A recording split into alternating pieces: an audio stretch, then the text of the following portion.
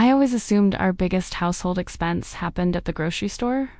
Then, one quiet morning, I opened the kitchen cabinet and found something that made me stop for a moment. Tucked into the far corner were several ingredients that had already expired. I couldn't even remember the last time I had seen them or brought them home. The longer I looked through the kitchen, the more unfamiliar things I noticed. There were gadgets that had once made me excited, but now they simply sat under a layer of dust. As I threw away one unused item after another, I felt a quiet sense of guilt that was difficult to explain. It wasn't because the kitchen was messy, but because I realized we had been throwing away money without ever noticing it. My name is Clara. That day, I quietly began asking myself whether a kitchen filled with more things really made our lives easier, or if it had been quietly making us spend more all along. Our mornings kept following the same familiar rhythm. I prepared breakfast while Armin helped Mira get ready for school. Reaching for one small bowl meant moving several kitchen tools we had not touched in a long time. The cabinet looked full, yet I still felt like something was missing. A few days later, I did our weekly grocery shopping again. Without realizing it, I bought another bottle of sauce, even though 2 were already hidden on the back shelf. I noticed the mistake only after putting the groceries away at home.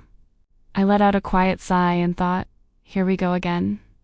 During dinner, Mira asked if we would finally use the waffle maker I had bought months ago.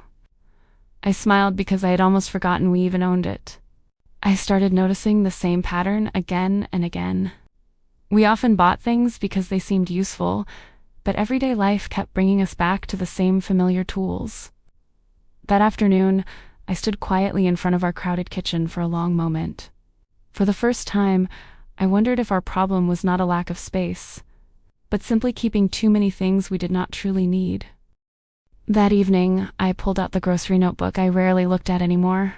I wanted to see whether the crowded feeling in my kitchen had anything to do with how we managed our money. I compared each shopping list with what was already in the cabinets. The same items kept showing up, even though the older ones were still sitting there. The longer I searched, the more forgotten food I found tucked behind everything else. Cans of soup, pasta, flour, and old spices had been sitting there longer than I realized. I added up what everything might have cost over time. Each item seemed small on its own, but together the total caught me by surprise. I realized we had never really been short on food. What we lacked was a clear picture of what we already had. Then my attention shifted to the cabinet full of kitchen gadgets. The smoothie blender, waffle maker, vegetable chopper, and other tools simply sat there filling the shelves. That was when a different thought quietly settled in my mind. Maybe our problem was not cooking too little, but buying solutions for problems we never actually had. The next morning, I asked Armin if we could open every kitchen cabinet together. One by one, we placed every utensil across the dining table until it was completely covered. Some of the appliances were still sealed inside their original boxes. We looked at each other and quietly laughed because neither of us remembered buying them. Do we really use all of this? I asked quietly.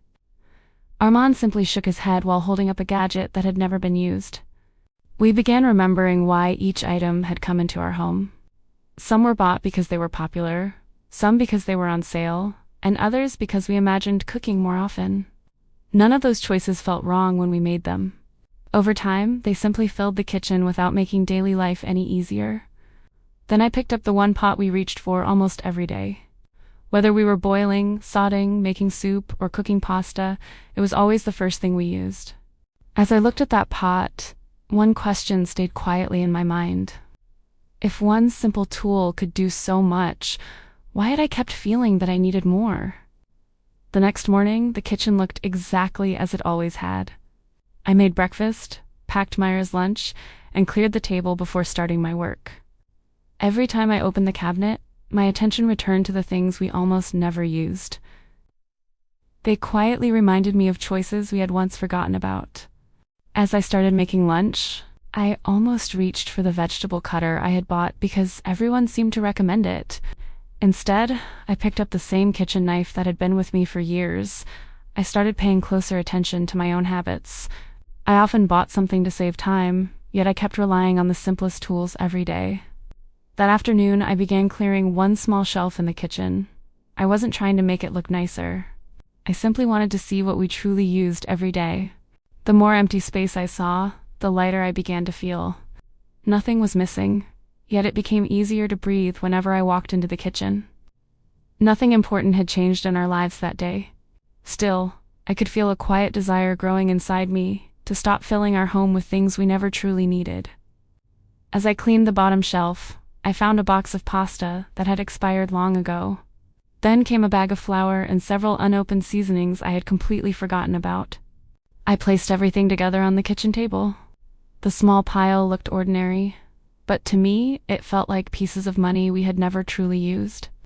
Myra walked over and looked at the things I was about to throw away. She tilted her head with a quiet, curious expression. "Mom, why are these being thrown away?" she asked softly. "We never even cooked them." I stayed quiet for a long moment before answering. I realized I didn't really have an answer that could explain it all. In that moment, I understood that it wasn't only food that had been wasted. Money, time, and good intentions had quietly disappeared because we bought more than we could use. I hugged Mira while looking around the kitchen that was beginning to feel more open. For the first time, I understood that a simple kitchen was not about owning less, but about appreciating what we already had. That evening, I sat alone at the kitchen table, quietly taking in the space around me. The house was still the same, yet the room somehow felt lighter than before. I looked across the shelves that no longer felt crowded.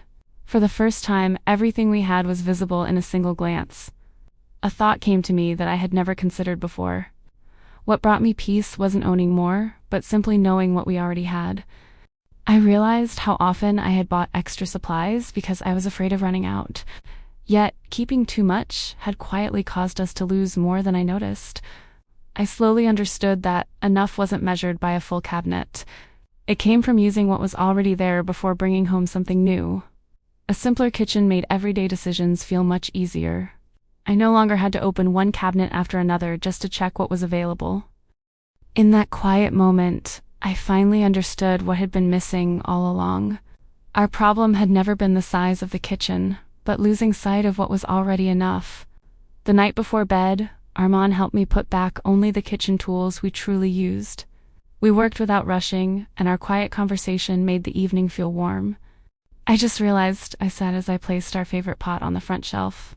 "I've been buying more kitchen tools because I thought they would make cooking easier." Armand nodded with a quiet smile. "Even so, we keep reaching for the same tools every single day." I laughed quietly because his words were completely true. The tools that helped us most were never the fanciest ones, but the simple things we reached for again and again. "But what if we need something else someday?" I asked quietly. The question sounded more like a worry than an actual need. Armand looked at me calmly. "If we truly need it someday, we can think about it then. But we don't have to fill our home with possibilities that may never happen." That night, we made one simple agreement for our family. We would follow the multi-purpose utility rule by keeping and buying only items that served more than one purpose, while keeping our food supplies simple, visible, and easy to check, so nothing would quietly go to waste behind the cabinets. The following week, I sat down to make our usual grocery list. Before writing a single item, I spent a few quiet minutes standing in front of the kitchen. I opened each cabinet without rushing. Because everything was easy to see, I immediately knew what we already had and what actually needed to be replaced. My shopping list ended up much shorter than it usually was. Strangely, it didn't feel like I was giving something up, and I felt more certain about every choice I wrote down. Cooking gradually felt easier. I no longer spent time choosing between too many tools because almost everything left in the kitchen was part of our daily routine. A few weeks passed without us paying much attention. We threw away less food, and we rarely came home with ingredients we already had. Armand smiled as he looked over our monthly grocery spending. It wasn't only the budget that felt more manageable, but the kitchen also felt more comfortable for both of us to use together. I realized the biggest change wasn't the extra space on the shelves. It was the quiet habit of thinking before buying, appreciating what we already had, and enjoying the meals we truly cooked together. I now believe a minimalist kitchen is not about owning as little as possible. It is about making sure every item has a place, a purpose, and truly serves our family. I learned that waste does not always happen when we spend money. Sometimes it begins when the things we buy slowly fade from our attention before we ever use them. Our home did not become perfect after organizing the kitchen. But whenever I open the cabinet now, I no longer see piles that overwhelm me. I see the quiet feeling of enough that we built together. If our family's little story helped you look at your home a little differently, you may enjoy more simple moments in Clara's family journal. We keep learning to build a calmer, more mindful home, one small habit at a time. Nah, I would love to hear your story. What is one kitchen tool you bought on impulse but rarely ended up using?